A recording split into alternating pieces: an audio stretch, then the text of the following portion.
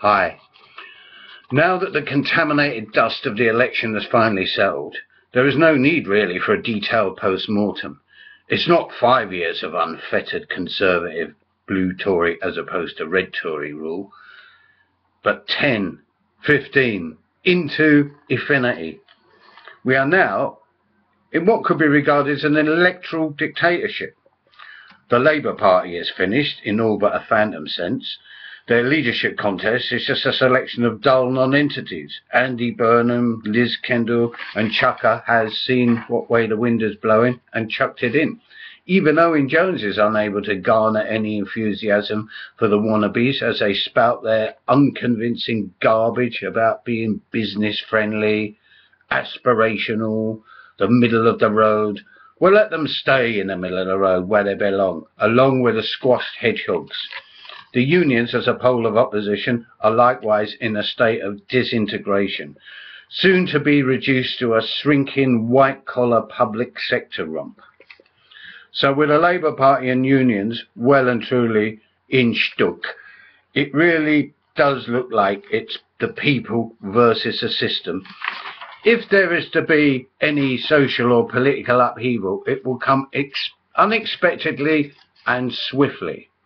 It will come from the most dynamic sections of the working class, the bottom third of the population. It won't come from the mass industries. They no longer exist. Or even the factories. Those that do exist seem to be populated by blue-collar Tory voters. Factories, warehouses are about the only places where the likes of Cameron and Osborne are safe to walk around, surrounded by idiotic, grinning, blue-collar Tory voters. The real forum will be out on the streets. Where else? By the streets, I don't just mean clashes with the police. I will never condemn such things. As far as I'm concerned, they are a sign of health, far better than the never-ending, never-changing system we have.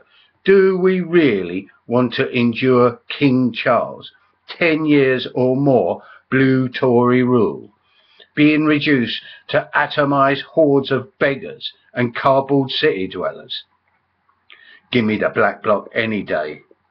By the streets, I don't mean just riots, violent clashes at protests. That's only a fraction, although a very important fraction of it. The streets are our forum, as are occupied spaces that we will have to take and hold.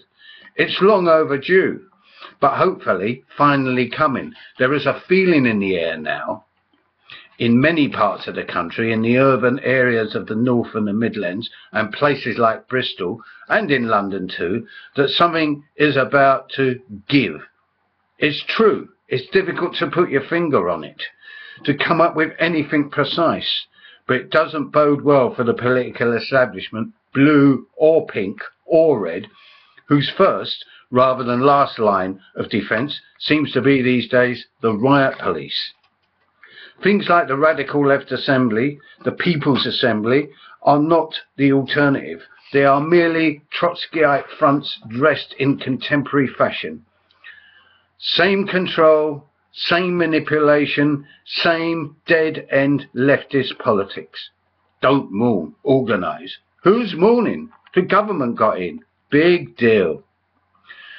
A decade of moving back to Labour? Forget it. Organise for what?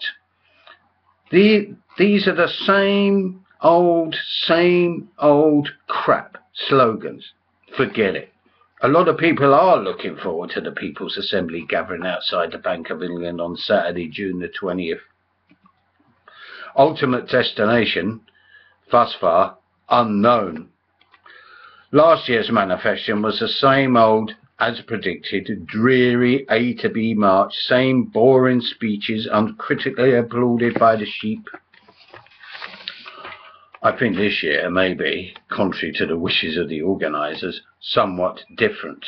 There are certainly many dissatisfied people coming from all over the country, hoping to meet others of an identical disposition, to link up and to go beyond anything the left has to offer, which is, apart from empty slogans and dead ideas, is nothing. The streets could become a real spontaneous forum that day, a meeting place of class anger, something that could spread back beyond the capital and beyond that day. If it does, it will be nothing to do with the dead hand of the People's Pseudo-Assembly, but will manifest itself in spontaneous street assemblies and in occupied places. Why, there may even be kick-offs elsewhere as well. As I said, that's not something to be regretted. After all, we're not the bloody Broom Brigade. So see you there, on the streets, on the 20th, health permitting, of course. And remember, keep it spiky.